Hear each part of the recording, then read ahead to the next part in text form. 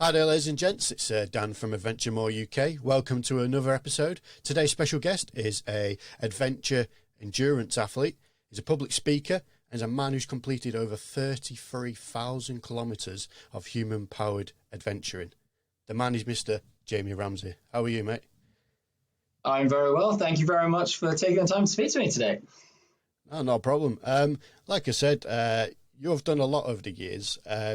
I want to talk about a sort of a small percentage of probably what you have done. Obviously, we'd probably be here for a long, long time otherwise. We could be here for quite a while. Yeah. So, first of all, I just want to talk about, and I talk about this with a lot of my guests, is when you was younger, so when you was a child, was adventure sort of something you looked towards? Or I know you had a sort of, what I like to call inverted commas, a normal sort of job in the city. But is it when you was a kid, was anything looking towards the adventure world? Yeah, I think I was very lucky because I lived in the countryside. So, like, every day had the opportunity to go out and do mini adventures. And I also had a brother who was 14 months younger. So we had I had someone to go and do stuff with. So yeah. We weren't like a family who went on like long walks. We didn't do camping trips or anything like that. But we kind of would go down to the woods and like climb trees and jump off cliffs, and we'd follow the river from our house to a friend's house. And in the summer, we would go to the west coast of Scotland and spend time there. So I wouldn't say it was adventure, but it was outdoorsy kind of lifestyle. Yeah. Well, yeah, because I always say adventure is quite a niche word. Like, obviously, anything could be adventure, you know. I think.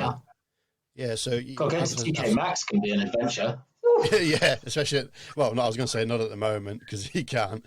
But no. I was going to. Yeah, so adventures could be anything. I've said this before, but it could be anything from walking the dog to, it could be just having a general sort of stroll, chatting to your friends when you can, or it could be. Well, I think the great thing about adventure is that it's down to the person to what kind of construes as a adventure. For me, obviously, when I started, it was something smaller, and as I've done more, it gets bigger and bigger. If someone if they've never done anything before, just going out the house and getting a walk out up into the moors is something of an adventure. So that's the great thing about adventure, how personal it is to you. Yeah, exactly. And that's something that I like about it. Now, first thing I want to talk about now is probably the thing that I would personally say that put you on the map is your 17,000 kilometer run from Vancouver in Canada down to Buenos Aires in Argentina. Now, a lot of people may recognize you from that or found out about you from doing that because that was obviously a big adventure. Now, one thing, I'm sure you and Sean had this little thing, but who's the real sort of British British Forrest Gump? But I think like what you actually dressed like him for a big percentage of that run. Give us a bit of an insight of what you did on that adventure? On the adventure itself. Do you want me to talk about how I got to doing that adventure, the kind of background to it? Yeah, sure. Or we'll come into that later. No, we can talk about that. So, sure. As you said, I had a normal job, a proper job. So I'd very much taken the life path that a lot of people do. Kind of went to school, then I went to university, and then I followed everyone to the city, London, to try and find a job. And I was one of those people that sent out the kind of 40 letters to different companies and got 40 rejections saying we're not hiring at the moment. And I kind of finally managed to get a job in financial communications. And I worked there for 12 years, starting off as a graduate trainee all the way up to partner. And after about 12 years in this job, or probably about 11 years in this job, I realized I just didn't want to do this. I had no inspiration to do this job. I had no drive, no passion. And it kind of dawned on me as I was feeling unhappy, unfulfilled, could notice all these little warning lights going off, drinking too much, trying to escape into all these different like endurance sports and all that kind of stuff, that I was kind of starting to spiral in the wrong direction. And I realized that I had basically taken this course of life purely because that's what I thought other people thought I should do. Other people think I should go to the city. Other people think I should do this. And I cowardly just went down that path because it was the path of least resistance. And when I kind of woke up one day and realized that I had to make a change, I looked back on this and I realized actually no one had ever said to me, you have to go and do this. No one had ever kind of laid the path out for me to do that. That was my own perception of what other people thought I should do. And when I looked around my office in London and I looked at all the people and I was like, I'm seeing like people in their late 50s, 60s who never see their wives, who never see their kids, who are unhealthy, who are drinking too much. And I was like, I do not want to end up being that person. That's not my inspiration. It's not where I want my life to lead. So I sat down and kind of really thought back to the last time I felt any sort of fulfillment, of satisfaction, of happiness. And it had been this short adventure I'd done in Vietnam, which I'd run 240 kilometers down through the coast of Vietnam. And at the end of that, I felt this sense of worth, a sense of like I've achieved something. I did it on my own. And I really wanted to recapture that feeling. And I sat down. One of the triggers was I sat down with my best friend in a pub, and he introduced me to this video by Alan Watts, what would you do if money was no object? What would you do? What's your desire? And I kind of took that very literally. And I sat down and went, right, I want to go on an adventure. It has to, if I'm going to quit my career, I've just been promoted to partner. If I want to quit my career, this has to be at least for a year, this adventure. And then I was like, well, what are my passions? Like, I love running. So like, let's bring running into that. And then I was like, I want to bring travel. So I want to go somewhere exotic, somewhere different, somewhere dramatic. I want to be pushing myself hard. So I kind of did a little bit of maths and did like 30 kilometers a day for a year is 11,000 kilometers-ish. Where could I do? And I looked around the world. I looked down through Africa and then realized that they were too difficult and too expensive. So they ended up going with running from Vancouver to Buenos Aires as the kind of easy option of an adventure. The driver was trying to find something that would allow me to feel fulfillment and happiness and satisfaction, taking away the feeling of doing stuff because that's what I think others think I should do. So kind of living life a bit more true to myself. And running 17,000 kilometers sounds insane, but actually to me at that point where I was mentally felt kind of a normal, rational decision. Yeah, and it's true. Like there'll be a lot of people who look at that and think that is absolutely crazy, but at the same time, obviously, there'll be a lot of people who do 9 to 5 jobs, like you were saying. That's what you used to do, and that's all they do. They do that for 40, 50 years and then retire.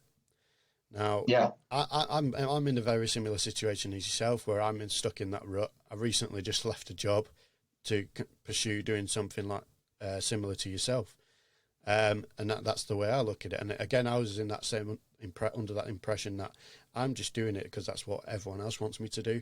I know it doesn't help. Obviously, we're all in the same situation with restrictions, etc. But we try and work around it. Now, when you got to Vancouver, did Devon know about what you were doing there, or is it something you didn't tell many people? Just because I know some people don't tell many people because obviously if it goes wrong, you don't want to be like the laughing joke as such. So was there something? I don't agree with that. I don't agree with that because. No. So one of the things that I think I learned and I kind of learned very quickly is if you're doing a massive adventure, the motivation for doing it has to be pure and authentic to you. And you have to construct it in a way that you are kind of saving yourself from this failure that everyone's worried about. And failure is not anything more than what you look like to other people. And that should not, I don't do firsts, don't do records, don't care. Like if someone else wants to run quicker than me, go further than me, brilliant. If your motivation is to get your name in a book, I think that's kind of, it's a personal thing to you. But for me, I was doing it because I wanted to do it. It was my adventure, and I was trying to prove to myself that I could achieve something. So I very carefully set up my adventure with success points. So at any moment, if I stopped, I would have reached a success point, so I could feel proud of what I'd achieved. So number one was quitting my job. Number two was getting to Vancouver. Number three was getting from Vancouver to Mexico, running through kind of English-speaking America. You know, if I'd run the length of the USA, then amazing, I'd go home happy. Yeah. So I never put that, I took that pressure thing away. And also realised that, you know, everyone they do their big adventures, they have big send-offs and, you know, the updates every day and all that kind of stuff. I realise that quite often people just don't care. Like, everyone has their own little issues in life which they are focused on. What you're doing in your life over the other side of the world is only important to you, or should only be important to you, and that should be the only motivation. So I don't know if that answers your question.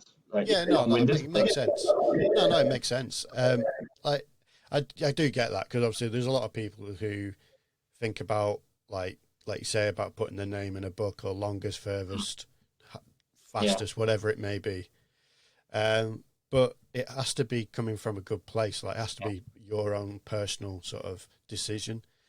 Now, when you was going through, obviously, as you say, you went through obviously Canada and into America and then into Mexico. Obviously, there wouldn't have been a language barrier.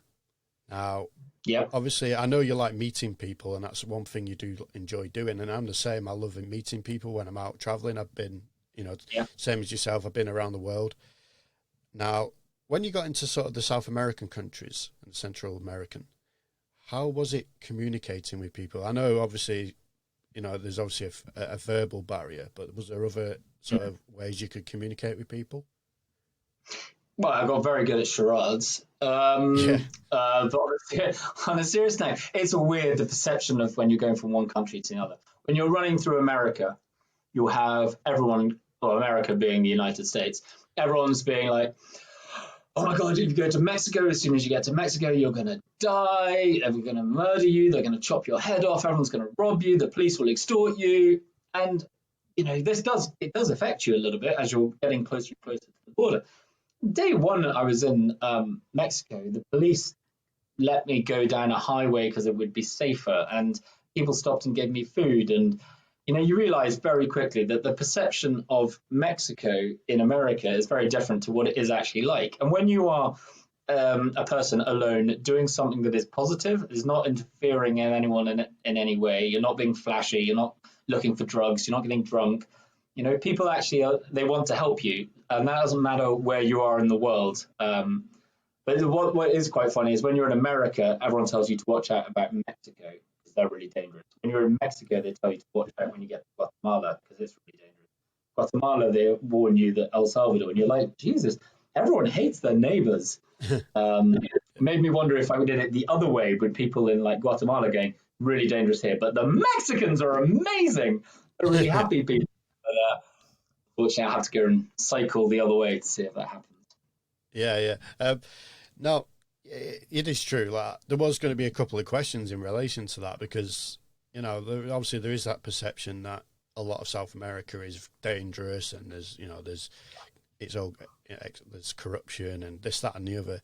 Don't get me wrong, I'm sure there is in very small proportions.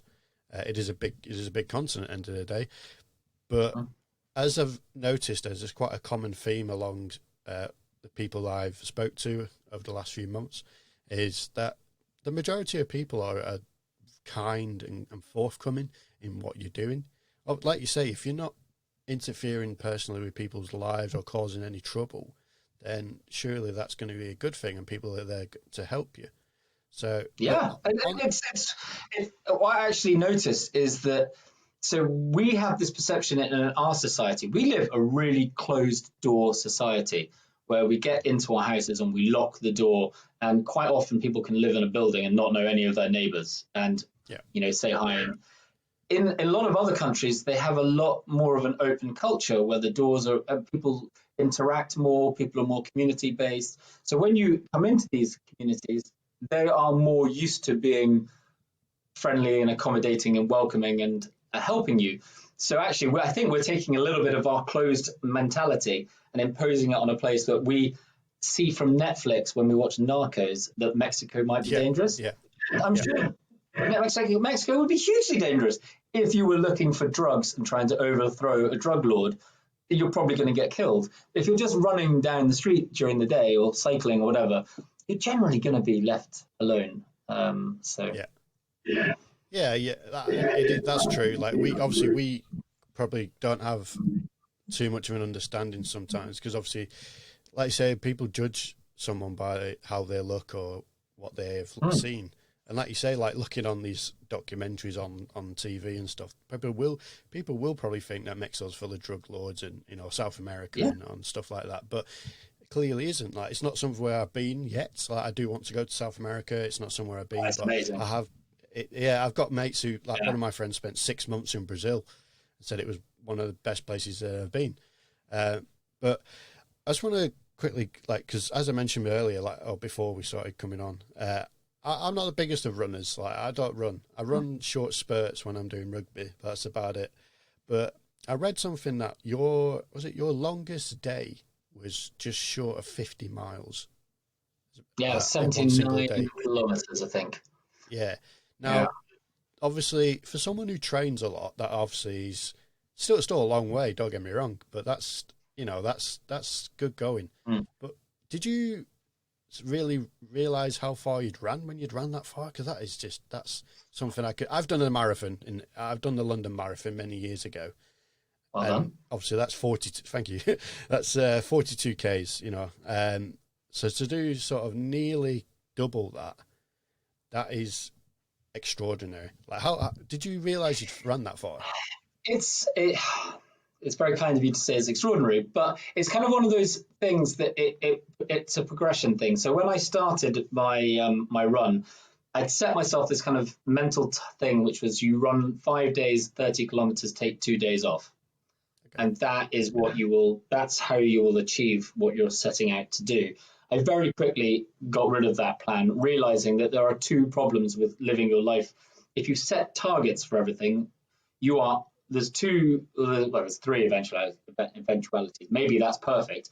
But the other two options are, it's either going to be too much for you to do on a day-to-day basis, and you're going to overstretch yourself and risk getting injured trying to hit these points just because of a kind of hypothetical reasoning you should be somewhere. And what I found was, by setting myself a target of 30 kilometers every day and then taking 2 days off, I was massively holding myself back, because actually the longer I ran, the stronger I got, the more used to running all day, every day I got, so I could push myself further. So by taking away that kind of strict thing, so at the beginning I was running 30, 40 kilometers a day and then taking a couple of days off. My last 28 days, I ran an average of 58 kilometers every day. Wow. And didn't take a single day off.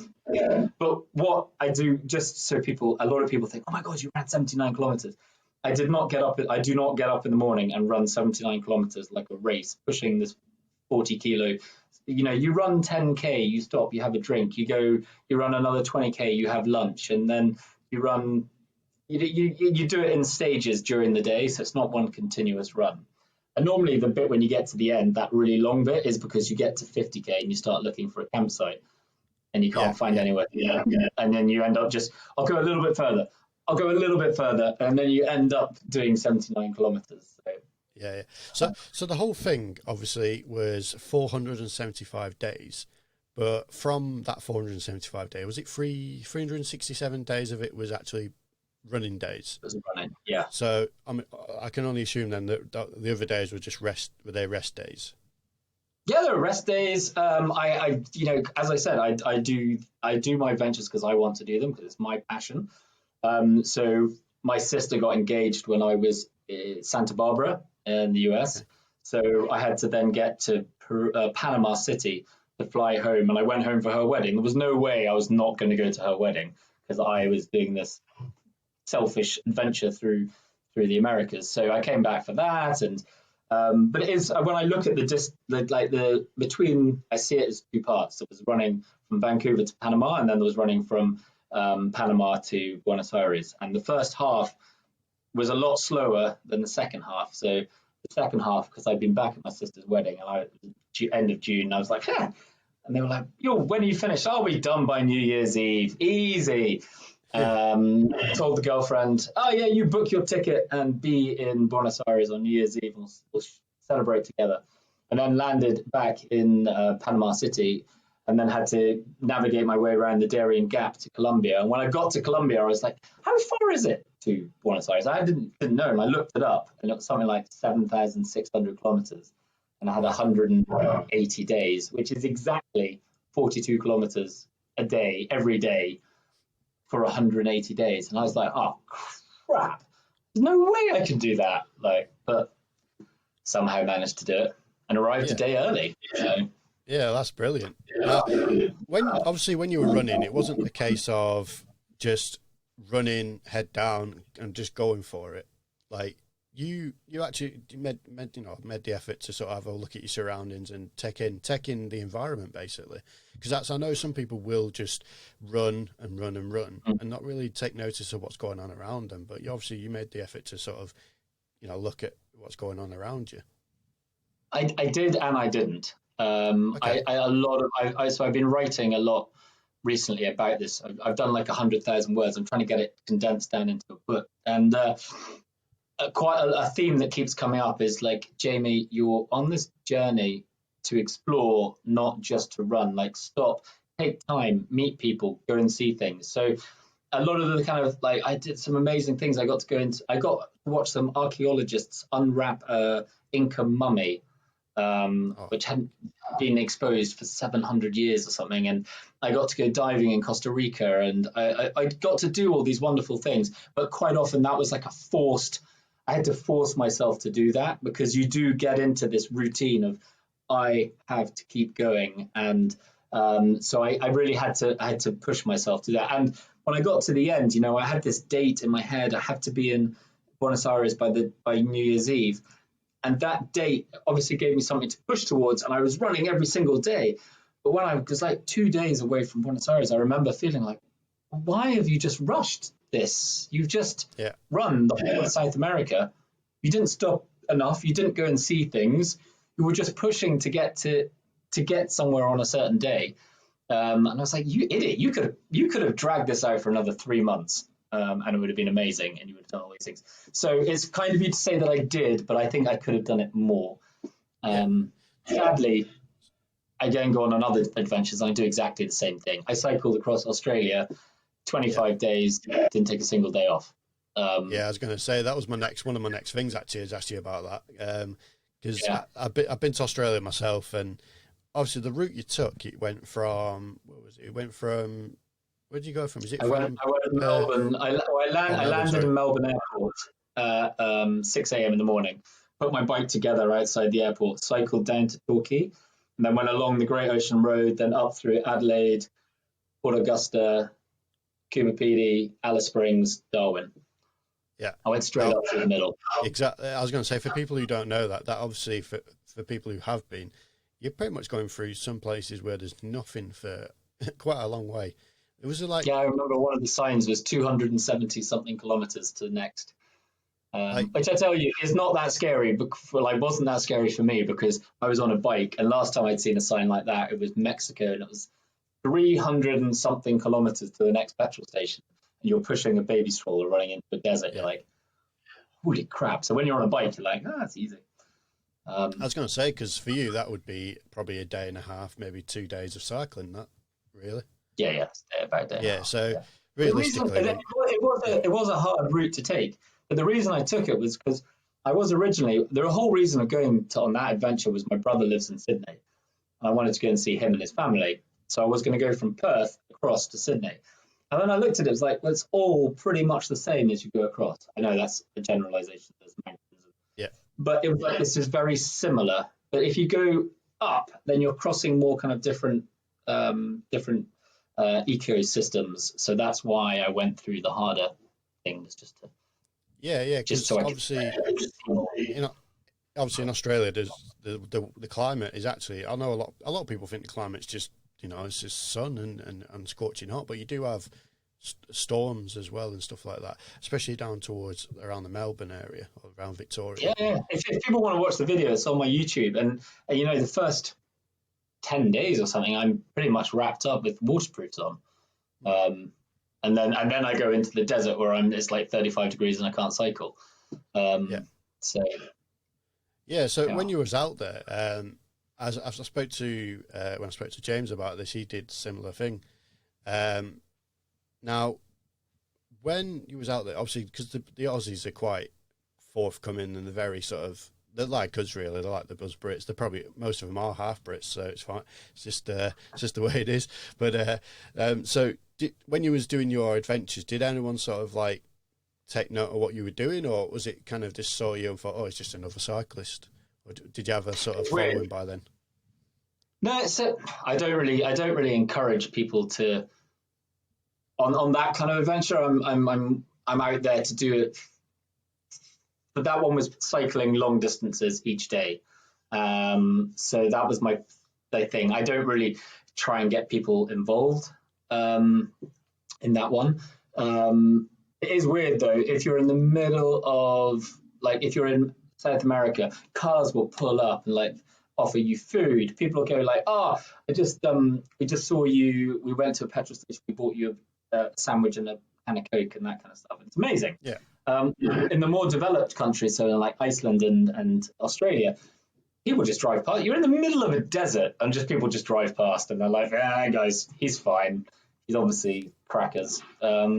There's less interaction. There's less empathy. I think the more affluent the society, the less we care about the individual. Yeah. It does seem like that. When you was on obviously in Australia, like people will know there is a lot of scary animals over there. Did you have any incidents where you woke up in the middle at night with some creepy crawly giving you the fright of the life? I wish. I don't think I've ever had on any of my adventures. Really? 33,000 kilometers. I think the most scary thing I've had was some raccoons stealing food from my tent in America. But I've never really come across anything scary, which is probably a good thing rather than a bad thing. But in Australia, you're very much kind of on the road, so you see a lot of dead kangaroos. That's about it. Yeah. So again, when you was in Australia, like especially during sort of middle part of your adventure, there's probably not a lot in that sort of space. Like, was it difficult to find places, or for resources, food, water, etc., or was you pretty okay with that kind of thing? No, that stuff's actually all right because you've got quite big like road trains going up there, so big trucks, and there's lots of camper vans and that kind of stuff. So these lots of road houses where you can stop and get food, get water if you want to camp near, have a shower, that kind of thing. That's quite easy. But when you're in the middle, the difficult part is you're cycling and there is nothing on the horizon in any direction. You're just cycling down a straight road and just trying to keep your mind ticking over. I listened to quite a lot of music. It was quite embarrassing. I got a message from Deezer when I was cycling across Australia saying, you are one of the, you listen to Taylor Swift more than most people. Would you like to enter this competition? I was like, seriously? I'm cycling across Australia trying to be an adventurer and I'm apparently a Taylor Swift fan. So. Not always a bad thing. I'm sure there's some teenage girls who... Oh, I'd love to see that. But unfortunately, I was still going to be in Australia. So. Yeah. So I was going to ask you about that. Like, obviously, I know a lot of your adventures you do by yourself. Obviously, I speak about a bit about mental health and stuff like that. How do you keep yourself going when you're by yourself? Because I know a lot. For me personally, I like talking to people. This is why I do this. And I love talking to people and feeding off people's energies. But if you're generally by yourself a lot of the time, like how do you go about doing that? So I do prefer being by myself on adventures because part of my drive, like a lot of people think, oh, you go to these beautiful places and the main objective is to look at the beautiful scenery. Where I get my feedback to myself, the positivity, is pushing myself to the limit. How far can I go in a day? How many days can I go without taking a rest? And actually, when you're in the wilderness or you're riding a bike, or there's so many things ticking through your brain the whole time to keep yourself on the edge, to make sure you have enough water but not too much water, so you have enough food, that you know recovery, your injuries, that your mind is constantly working, that you actually I don't really miss having someone with me. I normally find if I have someone with me, they act as a burden in a way that I'm not able to reach the levels I want to reach. And I've spent a lot of time thinking about this, because I do realize that doing stuff with other people is a more positive thing, having that collaborative nature to your adventures. And my problem has always been, I have decided an adventure and people have asked if they could come on it. And then I've set myself unrealistic targets that I try and hit, and they're behind me, and I blame them for not letting me push myself. So I have actually tried now that I'm looking at adventures where I'm more collaborative, where rather than me coming up with the adventure, I sit down with a friend and say, what shall we do? And what's important to you on this trip? And what this is important to me. And we come up with an adventure where we'll do it together and we'll both get the plus points out of it. But for me, it's the solo aspect is just easier because it allows me to push myself. Yeah. And that's something that a lot of people have said before, is that when you've got people with you, it's not quite, it's just kind of a burden, because obviously if you want to push yourself to these limits of, you know, how far you want to go, etc., and obviously you can't rely always on the other person who's with you or people that are with you. And it also, I would say that kind of puts a bit of a negativity on the whole sort of thing, because you're obviously, you don't, even though people are adults, but you're always going to have that thought in your head that you need to try and look after them because it's your adventure. Is that something that you kind of think about? Yeah, massively. But it's also this like the selfish aspect to it. When you're doing a big adventure, you invest a lot of time, you invest a lot of training, and you put all these things in place. And if the other person has not invested the same amount and then doesn't deliver, you're like, well, that's where the resentment comes in. So I think the best example is my friend Al, who I did Aconcagua with 2 years. 2 years ago today, we were at 6,000 meters. Tomorrow we summited. We had a great adventure on that one, because when you're doing adventuring, like mountaineering, you can only go up a certain amount per day. You need to acclimatize properly. And during that, we had times when I was going too quickly, and he was quick to say, look, I need to go slower, because that's the sensible thing to do. And it brought me back into line. We then went on an adventure together, which was another of my adventures, which was hiking. I wanted to push and he didn't want to push. He wanted to hold back. And in the end, we parted company early and I went on by myself. But we managed to do it in a constructive way that we're now planning another adventure next year to go to Nepal hiking. And we've talked about it. We said, right, okay, so we're not doing it for speed. We're doing it for, what are the reasons we're doing it? We don't want to do too much distance. We want to spend more time doing like spiritual meditation stuff, or we want to spend more time sitting in tea houses, reading books. And so I'm learning that, it's all about, if you collaborate from the very concept of the adventure, then the actual adventure will be as rewarding as if you're just doing it on your own. Yeah. If you choose the way. Yeah, exactly. And just going back to Aconcagua for a second, obviously that was another big adventure that you took part in. Well, not took, what you did. Now, for people who don't know, Aconcagua is the highest, it's the second highest of the 7 summits, and it's the highest in the southern and western hemisphere. Am I right in saying? I think that's right. So. Yeah. Now, that's obviously very different to sort of, generally, obviously, you do a lot of running and cycling. Now, how easy was it to adapt or to train? Because there's a lot of technicalities toward mountaineering. Was it quite? I'm assuming you worked with other people. Yeah, it's like a theme that I think I realized quite quickly. So I did running the Americas. I came back and then I ran 700 kilometers climbing the 3 peaks, and then I ran 450 kilometers around the Scottish Isles. I sat down and went, you're doing something you already know you can do. And you're patting yourself on the back by just doing the same thing again and again. You're not pushing yourself. You're not growing. You're not developing as an adventurer. So that's when I decided to go cycle touring. So never cycled toured before, got a bike, went and cycled across South America. Then I came back from that and I got asked to do trail running, like multi-stage trail running competitions. So I kind of went and did that and learned the skills from that. And then I was like, got invited to go trekking across Mongolia. And I learned that every time I was doing something different, my skills for everything were getting better. So I kind of then made a conscious decision. Where are my weaknesses? What are things I've never done before? What am I scared of?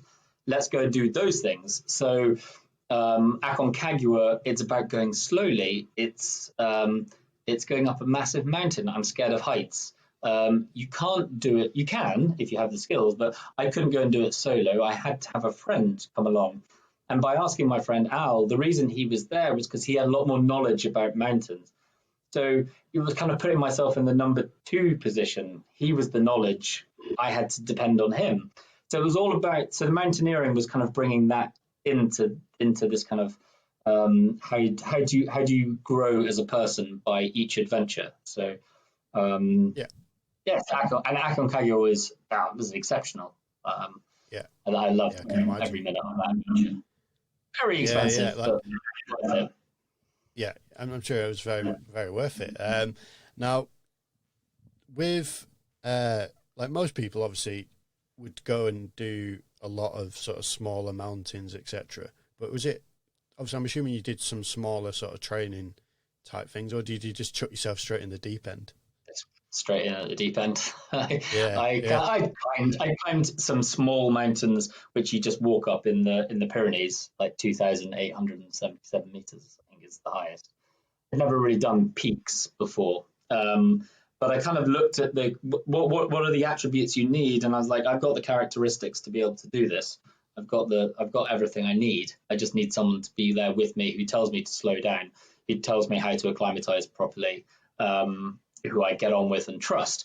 So when I was looking, I just went mountains, non-technical. Aconcagua came up. I went right, and actually I was running with a friend. I was running the Transalpine, and my friend came to cheer me on at the end of one of the stages, and it was a conversation that kicked off at that, and that was September, and in January we were in Argentina. So.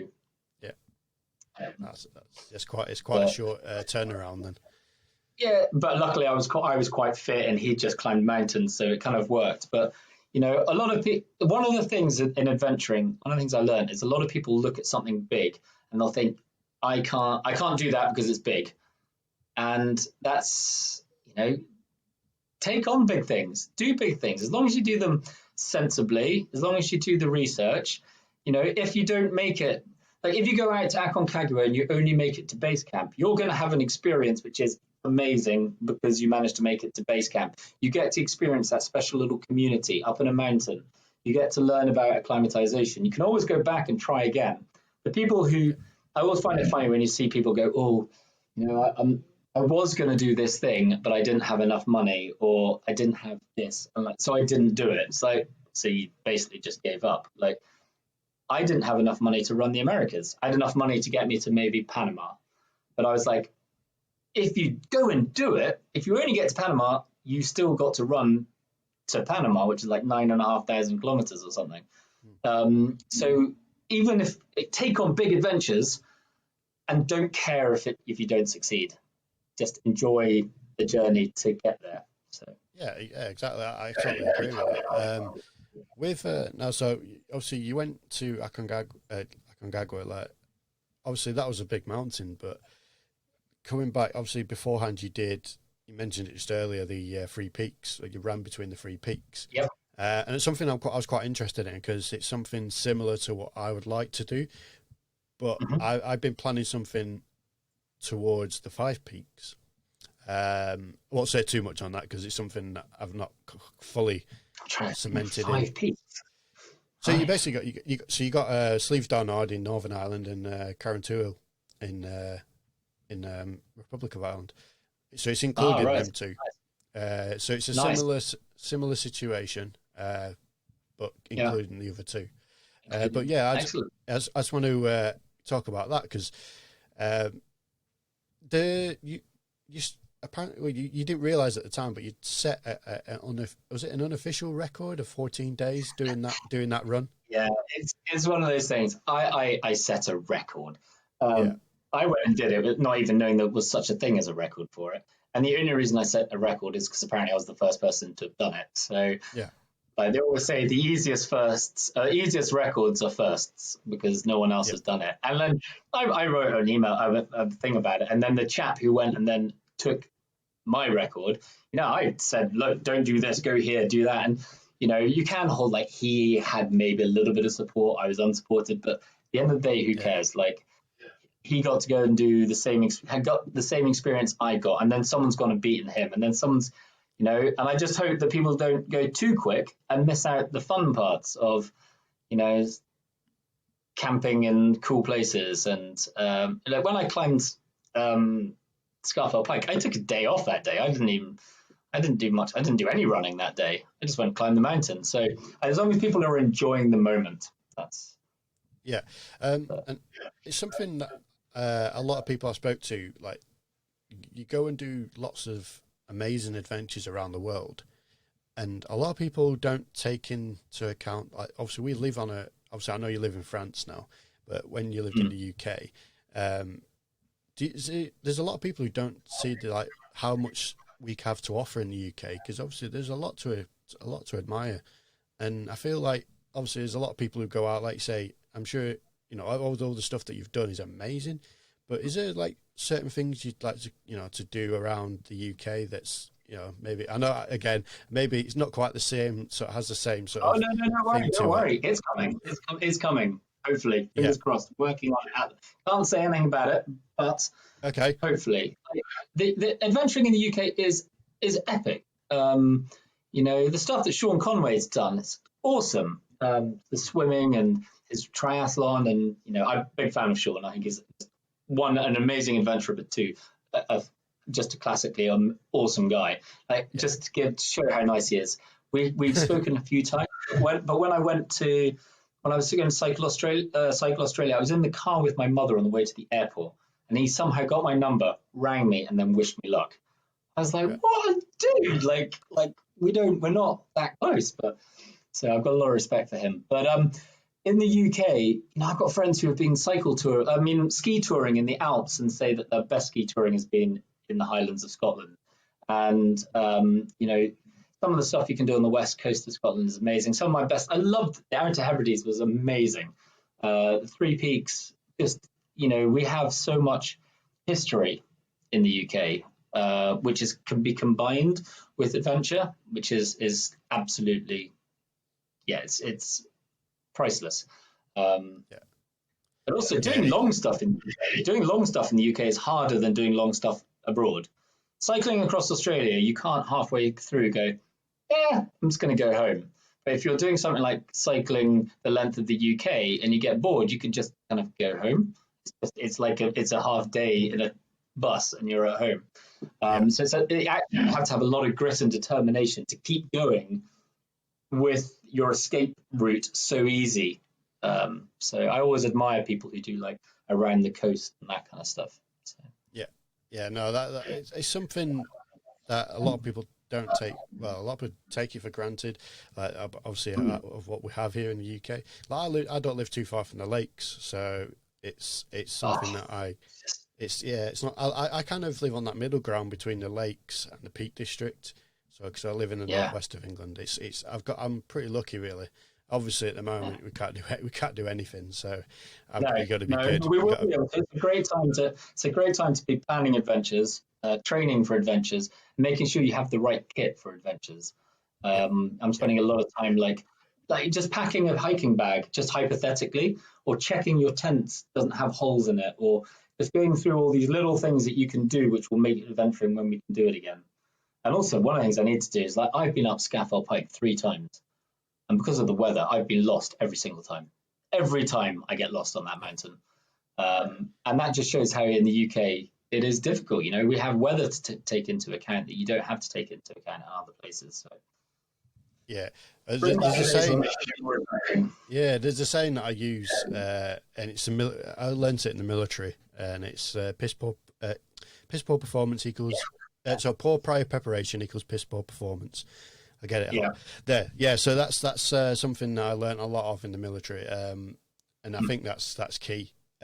Preparation is definitely key, because obviously the sort of stuff you do, like the preparation side of it, that must have been obviously very key for what you did. Or was there some sort of things that you ad-libbed, like you kind of, obviously when you ran the North America to South America, was there times where you just kind of went along with it, or did you have ideas in your head? I know you said you don't really like setting yourself those long-term goals because you might try and stretch yourself too much, but was there times where you thought, well, I need to do this? I didn't have a Scooby-Doo what I was doing when I did run in the Americas. First day I set up my tent. It was the first time I had set up that tent. I bought the wrong gas for my stove. I set fire to the grass. I was actually thankful I didn't burn everything down. But what I have learned is that a lot of people have this fixation on having so much kit, and all this. And as the more adventures and different disciplines I do, I'm realizing that having just a good solid base of kit, a good backpack, a good tent, a good sleeping bag, a good small cooker that can be used for hiking, can be used for running, can be used for cycling. Get all that kit together, and then you actually only need to supplement little bits, or you can rent the kit you need. So climbing Aconcagua, I rented the boots and stuff like that. So you can rent little bits of kit to supplement what you have. So it's all about starting with a good base of kit. But you know, I'm obviously very lucky. I partner with Cotswold Outdoors, so I can be geeky on kit as much as I want to be. So. Yeah. So I have to be very, very proud and tell you that my battery is at 12%. Oh no, that's all right. I'll tell you what I'll do. So I'll talk about the last couple of things before it does. So, just is there anything that you've got planned in the pipeline that you can say? Obviously, I know you may have stuff that you don't want to talk about, but is there anything you can say? Well, really annoying. 2020, I had a massive adventure. It was then cancelled. Moved to 2021. It's been cancelled. Where I'm now working with some people about coming up with something new, but obviously there's no point talking about things because of COVID, because you don't know if it's actually going to go ahead. My next adventure after that will probably be going and doing a trail in the east of Nepal with my friend Al next March. I think hopefully the world will be normal then, and that's what I'll be doing. That'll be a month-long hiking tour around Nepal to go and see, I can never say it, Katchenjunga, I think, which is the third highest mountain in the world. I'm not going to climb it. I'm just going to have a look at it. And then, you know, the adventure that's been cancelled twice, I might do a variation of that, because I kind of got really excited about it. I invested my soul into it, and then it's been taken away, and I kind of feel like I probably need to go and do it just for the sake of doing it. But I have a whole list, and I'm very cognizant. I say I'm going to do things, and then I don't do them. And so Madagascar was I got an injury, and I stupidly went all the way out there with the injury, and then I realised the day I was meant to start that I obviously could not run 2,000 kilometres with a 20-kilo backpack with a sprained ankle. That's just stupid. But I let pride get this. But I remember all the things, so I need to go back to Madagascar. If my ankles aren't going to let me do it, I'll cycle it. I said I would swim the Thames. I haven't done that. So I kind of keep a mental list of things I've said I'm going to do and I haven't done, and I want to go back and do them all. I might change the Thames and do the River Severn or something instead, because it might be a bit cleaner. But I want to do a long distance swim. I want to do another long distance thing in Africa. I want to go to Nepal. I want to go. There's so many things I want to do, but So just last one I want to ask. So if you could pick a perfect adventure, so it's yourself and someone else, what would you do and where would you go? And who would I go with? And who would you go with? Sorry, yeah. Do you know? This guy would want to do it as well. So my friend Al, because it's very difficult to find someone who you can adventure with, that you can hit your lows with, and still feel support and not get angry with, and that's a very rare thing to find in an adventurer like partnership. So I'd really love to go and do the Himalaya Trail, which is 1,400 kilometers across Nepal. That would be, I think, a perfect adventure. It'd be kind of quite Walter Mitty. Now I'd love to run it, but I don't think I haven't got that in me at the moment. I'm not fit enough. But I'd love to go and hike the Himalaya Trail. I think cool. That would be. But then again, I'd love to do anything in Africa. I'd love to run the length of Africa or cycle the length of Africa. I'd love to swim across the Atlantic Ocean. I'd love to, but that one's just technically too difficult. That's my excuse at the moment. So there's a lot. You give me a map anywhere in the world, and I'll find an adventure to go and do on that map. Oh, awesome. Well, like I said, I appreciate you coming on, mate. It's been an absolute pleasure.